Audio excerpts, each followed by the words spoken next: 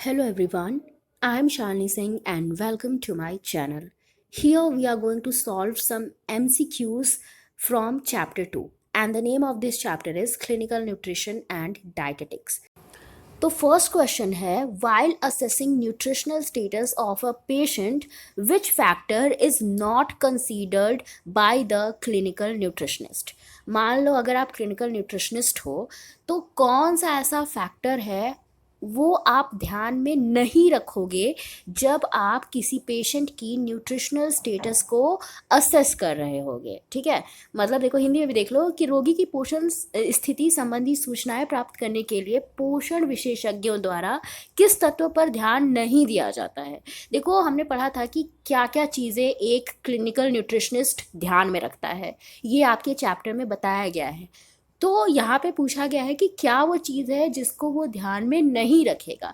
पहला ऑप्शन है anthropometric measurements, दूसरा है detailed information on diet and medication histories, third है identify potential nutritional deficiencies and risk of future deficiency, fourth है diet survey. तो देखो तीनों, ये जो ऊपर वाले तीनों है ना, इन तीनों को एक क्लिनिकल न्यूट्रिशनिस्ट ध्यान में रखता है लेकिन डाइट सर्वे को वो ध्यान में नहीं रखता. देखो एंथ्रोपोमेट्री मेजरमेंट्स क्या है, इसमें पूरा जो भी पेशेंट होता है उसके बॉडी का मेजरमेंट लिया जाता है, उसका हाइट देखा जाता है, वेट देखा जाता है. ठीक है, उसके मतलब जितने भी बॉडी पार्ट्स हैं वो अच्छे से काम कर रहे हैं या नहीं कर रहे हैं, ये सारी चीज़ें भी देखी जाती हैं. उसकी डाइट के बारे में भी इंफॉर्मेशन लिया जाता है. साथ ही साथ अगर कोई दवा वो ले रहा है पहले से उसकी कोई मेडिकेशन हिस्ट्री है तो उसके बारे में भी पता लगाया जाता है, उसके बारे में भी क्लिनिकल न्यूट्रिशनिस्ट पता करता है. उसके बाद है identify potential nutritional deficiency and risk of future deficiency. वो ये भी देखता है कि बंदे को क्या क्या प्रॉब्लम्स हैं, कौन कौन सी डेफिशिएंसी, किन किन पोषक तत्वों की कमी है उसकी बॉडी में. साथ ही वो ये भी देखता है कि इन फ्यूचर क्या क्या प्रॉब्लम और इस पेशेंट को हो सकती है. लेकिन डाइट सर्वे का वो ध्यान नहीं रखता, तो इसका राइट ऑप्शन जो हो जाएगा वो डाइट सर्वे हो जाएगा. ठीक है, सेकेंड क्वेश्चन है after surgery of stomach your grandfather is unconscious, which mode of feeding would be preferred for him and why. देखो है क्या कि पूछा जा रहा है कि अगर आपके ग्रैंडफादर की स्टमक से रिलेटेड कोई सर्जरी हुई है और आपके ग्रैंडफादर बेहोश है तो उनको कैसे फीडिंग कराई जाए, उनको खाना कैसे खिलाया जाए. तो कैसा मोड जो है फीडिंग का वो चूज़ करोगे आप अपने ग्रैंडफादर को खाना खिलाने के लिए, और क्यों चूज़ करोगे. तो देखो इसके लिए ऑप्शन सी सही हो जाएगा, इंट्रावेनस फीडिंग उनको कराई जाएगी. और इससे क्या होगा, ये हम क्यों कराएंगे, ताकि उनको नरिशमेंट मिले. आपने फीडिंग रूट्स के बारे में पढ़ा है चैप्टर 2 में.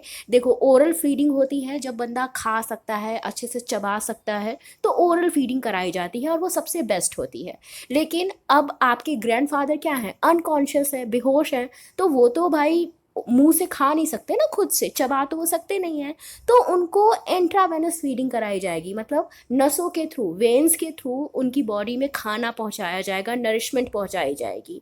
ठीक है, और ऐसा क्यों होगा, ताकि उनको अच्छे से नरिशमेंट मिल सके, उनको उनकी जो भी न्यूट्रिशनल नीड्स हैं उनको पूरा किया जा सके. तो ऑप्शन सी इसका करेक्ट हो जाएगा. ठीक है, इसके बाद है your sister has completed her diploma in clinical nutrition and dietetics, choose from the following option which are available to her to start her career. आपकी बहन ने क्लिनिकल न्यूट्रिशन और डायटेटिक्स में डिप्लोमा किया है तो उसको कौन सा करियर ऑप्शन चूज करना चाहिए. School counsellor, research and development and nutraceuticals, ECCE in agriculture industry. तो चारों में से किस फील्ड में उसको जाना चाहिए. तो इसके लिए ऑप्शन बी जो है वो करेक्ट हो जाएगा. इसके बाद क्वेश्चन नंबर 4 है which of the following is not an objective of diet therapy.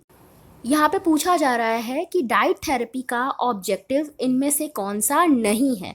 पहला है मॉडिफिकेशन ऑफ एग्जिस्टिंग डाइट, दूसरा है नॉलेज ऑफ ट्रेडिशनल कजीन, तीसरा है प्रिवेंशन ऑफ कॉम्प्लिकेशंस, चौथा है correction of nutritional deficiency.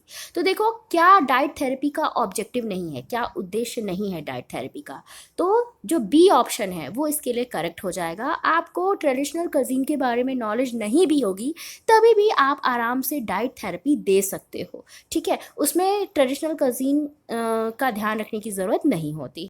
Fifth question है, identify the components present in natural foods or food products manufactured wherein specific ingredients have been included to confer health benefits. देखो, उन पदार्थों को पहचानिए जो प्राकृतिक खाद्य पदार्थों के भाग हो सकते हैं अथवा ऐसे निर्मित उत्पाद हो सकते हैं जिनमें स्वास्थ्य लाभ के लिए विशिष्ट पदार्थ मिलाए जाते हैं। ठीक है, क्वेश्चन समझ में आया होगा कि आपको ऐसा कंपोनेंट बताना है जो कि नेचुरल फूड में भी प्रेजेंट हो सकता है या उसको अलग से मिलाया भी जा सकता है फूड में, ताकि हेल्थ बेनिफिट्स हो सके।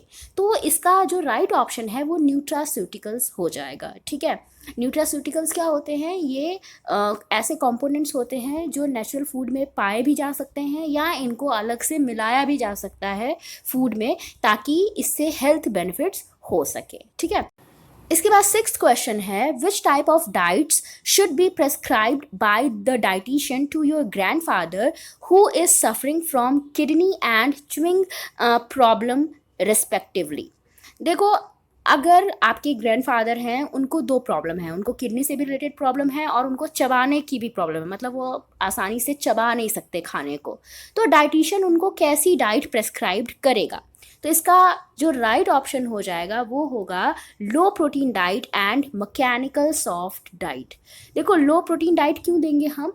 इसलिए देंगे क्योंकि जो ग्रैंडफादर हैं उनको किडनी से रिलेटेड प्रॉब्लम है, तो किडनी से रिलेटेड अगर प्रॉब्लम होती है तो वहाँ पे लो प्रोटीन डाइट दिया जाता है। ठीक है, और मैकेनिकल सॉफ्ट डाइट क्यों देंगे? क्योंकि उनको च्विंग प्रॉब्लम है। ठीक है, वो चबा नहीं सकते। ठीक है, तो इसके लिए क्या होता है, ये जो मैकेनिकल सॉफ्ट डाइट होती है ना, ये रेगुलर डाइट को ही मैश कर दिया जाता है इसमें, और ये बूढ़े लोगों को दे दिया जाता है। मैकेनिकल सॉफ्ट डाइट बूढ़े लोगों के लिए होती है जिनको कोई बीमारी नहीं है, बस उनको चबाने से रिलेटेड प्रॉब्लम है, वो अच्छे से चबा नहीं पाते क्योंकि दांत नहीं होते उनके। ठीक है, तो ऑप्शन ए यहाँ पे करेक्ट हो जाएगा। इसके बाद सेवंथ क्वेश्चन है, given below are two statements labelled as assertion and reason. देखो, दो स्टेटमेंट दी गई हैं, एक को असर्शन बोला गया है, एक को रीजन बोला गया है। जो असर्शन है उसको पढ़ो पहले, क्या लिखा है? असर्शन है, nutritional status and support prior to and after illness play an important role in prognosis, recovery and even duration of hospitalization।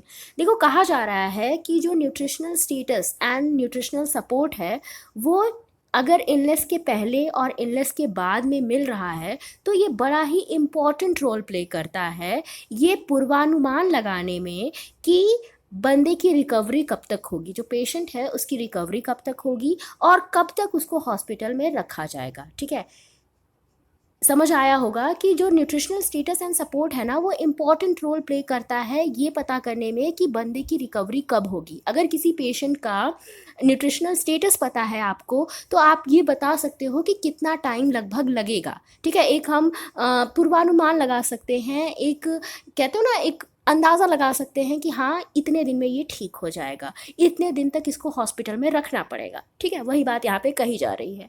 Reason क्या है? Nutritional care has gained importance world wide, more so in recent time. कहा जा रहा है कि nutritional care जो है उसकी इम्पॉर्टेंस बढ़ती जा रही है और पूरे विश्व में इसकी इम्पॉर्टेंस हो गई है। और अगर हम रीसेंट टाइम की बात करें तो इन दिनों में इसकी इम्पॉर्टेंस और ज़्यादा बढ़ी है।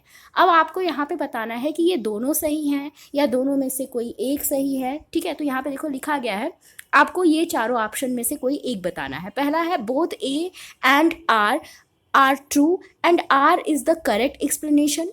दूसरा है both A and R true but R is not the correct explanation. C है ए इज ट्रू और आर इज फॉल्स। डी है A is false but R is true. आपको बताना है कि इसमें से सही कौन सा है। तो देखो जो बी वाला है ना वो सही है। दोनों स्टेटमेंट्स असर्शन और रीज़न ये दोनों ही क्या है, सही है। लेकिन जो रीज़न है ना वो करेक्टली एक्सप्लेन नहीं कर पा रहा है असर्शन को। इवन इन दोनों का एक दूसरे से कोई लेना देना भी नहीं है। मतलब यहाँ पे जो असर्शन और रीज़न दोनों सही बातें हैं लेकिन दोनों का एक दूसरे से कोई रिलेशन नहीं। इसके बाद नेक्स्ट क्वेश्चन भी हमारा असर्शन और रीज़न वाला ही है। असर्शन यहाँ पे क्या है, a medical nutrition therapist is a health professional that diagnosis and treats the dietary and nutritional problems of a person. देखो जो एक मेडिकल न्यूट्रिशनल थेरेपिस्ट होता है वो क्या होता है, वो हेल्थ प्रोफेशनल होता है जो पेशेंट की डाइटरी और न्यूट्रिशनल प्रॉब्लम्स को देखता है, उनको ट्रीट करता है, उनका ट्रीटमेंट करता है। ठीक है, अब रीज़न क्या है, medical nutrition therapist plans diet at gym, hostels, aircrafts, 5 star hotels etcetera. जो थेरेपिस्ट होते हैं मेडिकल न्यूट्रिशन थेरेपिस्ट वो क्या करते हैं, डाइट प्लान करते हैं। जिम में भी वो डाइट प्लान करते हैं, हॉस्टल्स में, हॉस्पिटल्स में, 5 स्टार होटल्स में, हर जगह वो क्या करते हैं, डाइट प्लान करते हैं। अब यहाँ पे इन ऑप्शंस में से बताना है कि कौन सा ऑप्शन जो है वो सही है। ठीक है, तो यहाँ पे ऑप्शन सी हमारा क्या हो जाता है, सही हो जाता है। ए तो सही है लेकिन आर क्या है, गलत है। ठीक है, असर्शन सही है लेकिन रीज़न हमारा सही नहीं है। जो मेडिकल न्यूट्रिशनल थेरेपिस्ट होते हैं वो जिम, हॉस्टल्स और ये जो जगह हैं यहाँ पे डाइट प्लान नहीं करते। ठीक है, ये सिर्फ हॉस्पिटल्स में काम करते हैं और ये जो होटल वगैरह है ना यहाँ पे जो डाइट प्लान करने का काम करते हैं वो डाइटिशियंस करते हैं। ठीक है, नेक्स्ट क्वेश्चन है, dash are non nutrient constituents present in foods that have physiological और biological activity and influence health. कौन से ऐसे कंस्टिट्यूएंट्स होते हैं जो कि नॉन न्यूट्रिएंट होते हैं, मतलब जिनसे कोई न्यूट्रिशन हमको नहीं मिलता लेकिन फिर भी ये हमारे बॉडी के लिए ज़रूरी होते हैं, हमारी हेल्थ को प्रभावित करते हैं। तो इसका आंसर हो जाएगा फाइटोकेमिकल्स। क्वेश्चन नंबर 10th है, dash is one that includes all groups of food and meets the needs of healthy individual. कौन सा ऐसा चीज़ है जिसमें सारे फूड ग्रुप्स को इंक्लूड किया जाता है और जो हेल्दी इंडिविजुअल्स की ज़रूरतों को पूरा करता है। ठीक है, मतलब हेल्थ संबंधी ज़रूरतों को पूरा करता है। तो यहाँ पे देखो इसका जो आंसर है वो हो जाएगा बोथ ए एंड बी। जो स्टैंडर्ड डाइट होता है या जो रेगुलर डाइट होता है, देखो स्टैंडर्ड डाइट को ही रेगुलर डाइट कहते हैं, ये दोनों एक ही चीज़ें हैं तो इसके लिए कंफ्यूज मत होना।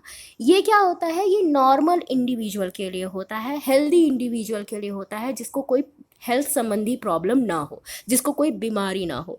तो उनके लिए जो डाइट दी जाती है ना उसमें क्या होता है, सभी फूड ग्रुप्स को शामिल किया जाता है क्योंकि इनके ऊपर किसी भी तरह की रिस्ट्रिक्शन नहीं होती कि ये मत खाओ वो मत खाओ। तो इसमें क्या होता है, जो स्टैंडर्ड डाइट होती है ना वो ऐसे लोगों के लिए होती है जो हेल्दी होते हैं। इस डाइट में हम सारे फूड ग्रुप को शामिल करते हैं। ठीक है, अच्छे से प्रॉपर डाइट दी जाती है। आगे है हमारा, dash are those that are adjusted to meet the medical needs of a patient।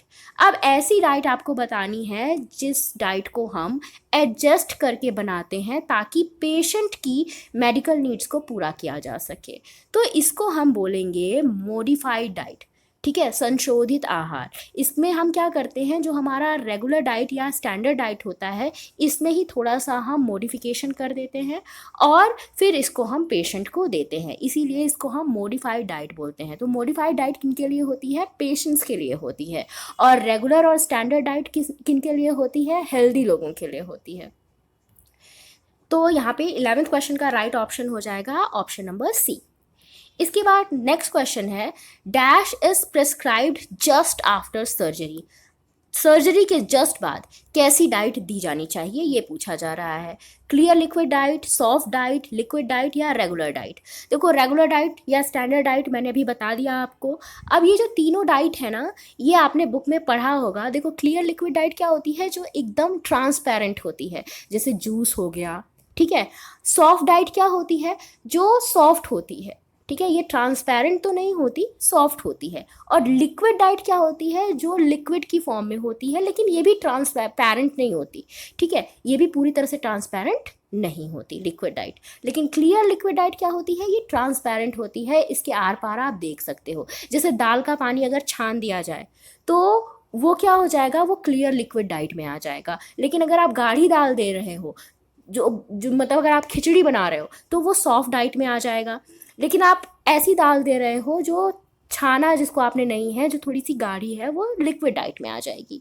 ठीक है, तो सर्जरी के बाद आप कैसी डाइट दोगे, आपको ये बताना है। तो देखो, सर्जरी के जस्ट बाद ना क्लियर लिक्विड डाइट दी जाती है पर्सन को। ठीक है, इसके बाद नेक्स्ट क्वेश्चन है, includes soft mashed and pureed foods for the elderly with problems in chewing. मतलब ऐसे एल्डरली, ऐसे बूढ़े लोग जिनको चबाने से रिलेटेड प्रॉब्लम है, उनके लिए क्या किया जाता है, ऐसी डाइट दी जाती है जिसको सॉफ्ट किया गया हो, मैश किया गया हो। ठीक है, तो उस डाइट को हम क्या बोलेंगे। तो अभी हमने पढ़ा था ना कि जो मैकेनिकल सॉफ्ट डाइट होती है, इसको क्या किया जाता है, इसमें नॉर्मल डाइट को ही थोड़ा सा मैश कर दिया जाता है और उसको सॉफ्ट करके बूढ़े लोगों को दे दिया जाता है। ठीक है, तो इसका राइट ऑप्शन हो जाएगा option number 1, mechanical soft diet. तो इसी के साथ हमारा इस चैप्टर से जितने भी क्वेश्चन बन सकते थे मैंने बनाने की कोशिश की है।